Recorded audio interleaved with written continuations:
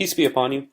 God willing, this week we're going to talk about some of the physical benefits of fasting, and the physical benefits are numerous. Last week we talked about the spiritual benefits of fasting, and the week before that we just talked about the concept of Ramadan and the verses in the Quran that detail Ramadan and how to perform it, and when it starts and when it ends. This week, God willing, we're going to look at the physical benefits, and there's so many benefits that are linked to fasting that every year more and more are being discussed, and I'm just going to be talking about some of the high level ones. If you go online, there's tons of research around the physical benefits of fasting.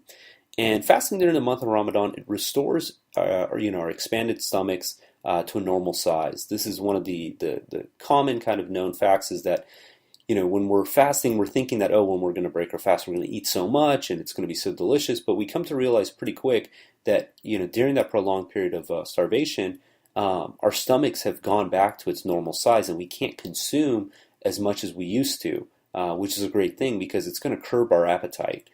Throughout the year, as you just, consume and consume, what happens is our stomach stretches to be able to accommodate more food. And then with more food, we're going to feel hungry more often. And Ramadan allows us to go back to our normal state of a stomach size, and it also lowers our blood pressure through the temporary dehydration of no water and no drink, and rids our body of a lot of harmful toxins. One of the things that happens is that when we're fasting, or actually when we're not fasting, our body exerts a ton of energy to digest and break down food. And finally, when it doesn't have to go through that process, energy can be focused elsewhere on the body to be able to regenerate cells, regenerate brain cells, and kind of help the body get back to its natural state. And it also gives our kidneys a much needed rest. You think about this, 24 hours a day, 7 days a week, your kidneys are working and working and working to basically process the food that you're intaking. And finally, by having, prolonged periods of no food, no drink, it allows your kidneys to take a break, to again regenerate, to get to a state where they can start performing optimally again. And the obvious aspects of fasting is that it reduces weight. What happens is, in order to burn fat, you have to first burn through all your sugar. And if we're consuming, foods throughout the day that are rich in carbs, and which are ultimately, different forms of sugar, it's going to take longer to basically burn through that before you actually start burning fat. When you're fasting, you go straight to the fat deposits because there is no sugar in your body. That gets depleted pretty quick, and you actually start burning fat.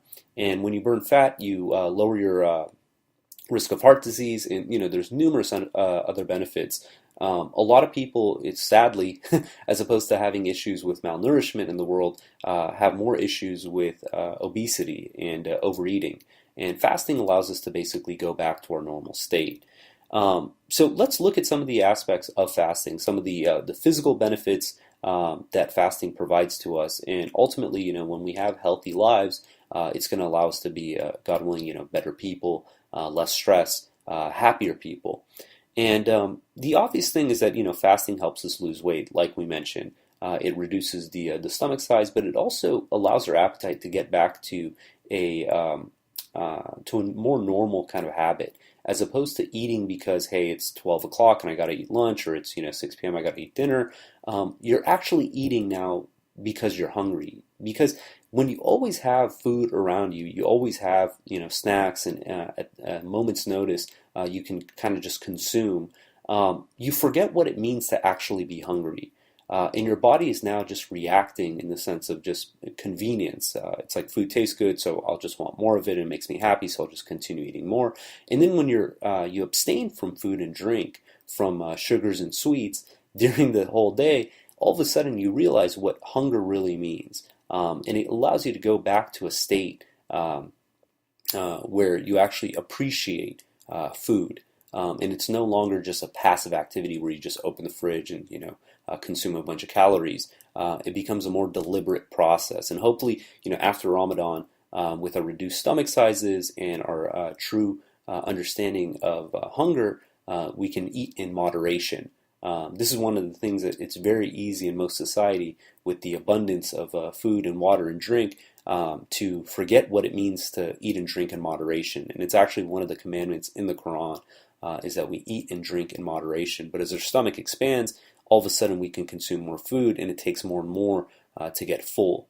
Um, and these are some of the aspects. So it helps us lose weight, it improves our hunger, and one of the big aspects too is that it improves insulin sensitivity.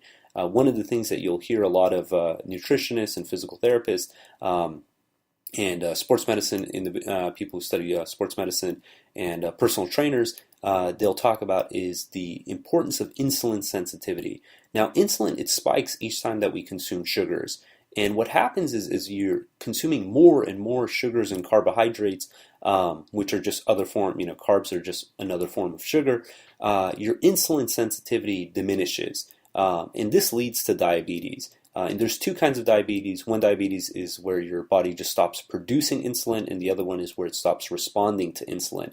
And fasting allows you to basically improve your insulin sensitivity. And each year we get to reset that, and God willing, try to maintain it for as much as the year. But full well knowing that by this time next year, we're going to have to go through that process again. And constantly we're going to be calibrating our bodies, our stomachs back to its normal state.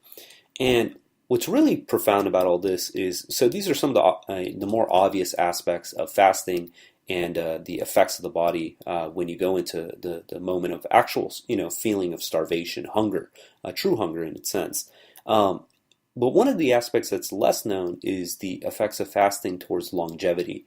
There's a lot of people out there, and they're studying how to prolong life, how to live, much richer, healthier lives. And one of the commonalities that their research has constantly been pointing to is the importance of fasting and how fasting actually affects the longevity and the well-being of a human being's life.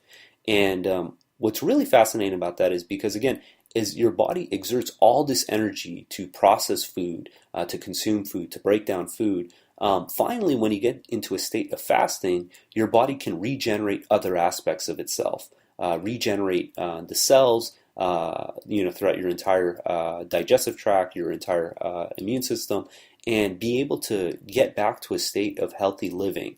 And also by burning off the excess fat, you're basically more lean, you reduce the probability of heart disease, diabetes, and a lot of these ailments that end up affecting the tremendous amount of the population, especially into old age.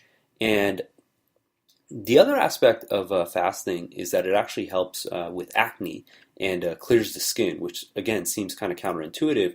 But part of this is it's attributed also to sugar, to fats, that when we're abstaining from this, it allows your skin to regenerate, to get back to a state where it's not being bombarded with all these calories and carbs and sugars, and be able to get to a state where its natural state, where it's healthy.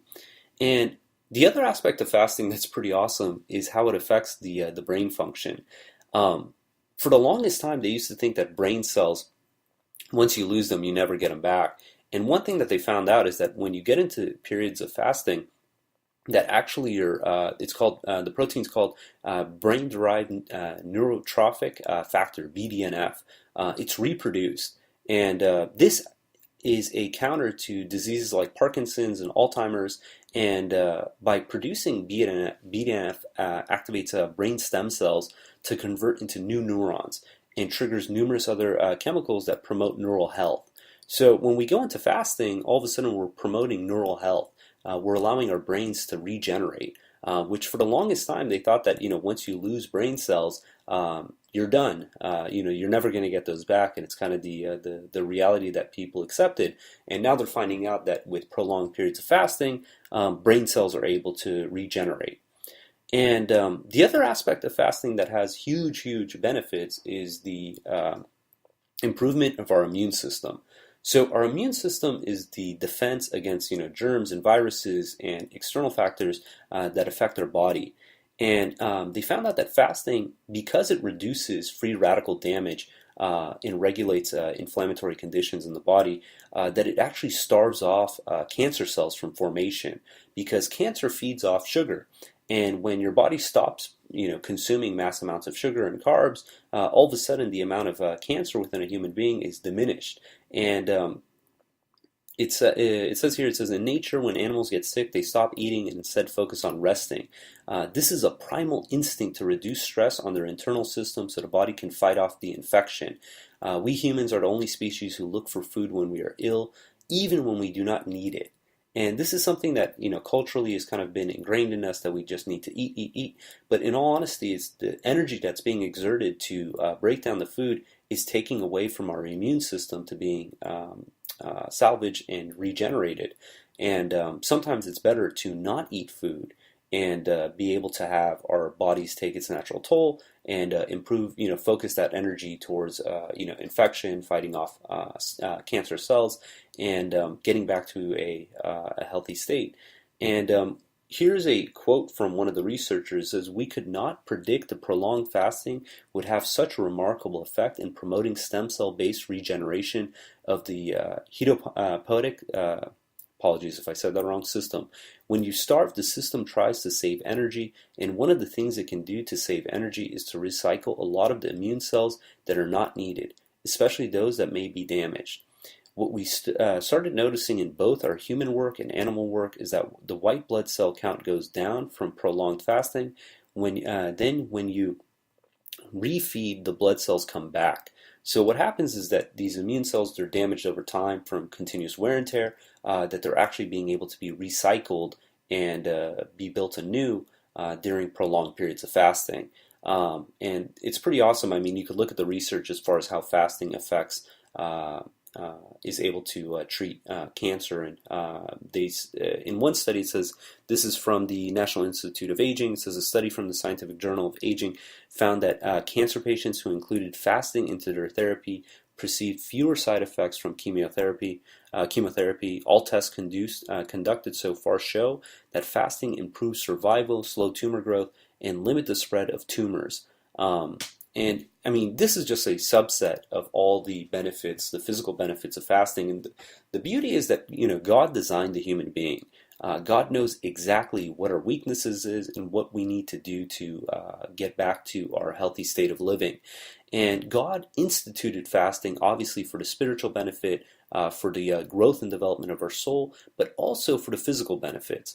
There's nothing that God does not advocate for us to recommend us do, be it zakat, giving to charity, be it our salat, that isn't also for our physical benefit. Salat's a perfect example. One of the latest sayings is that the new cigarettes is prolonged sitting.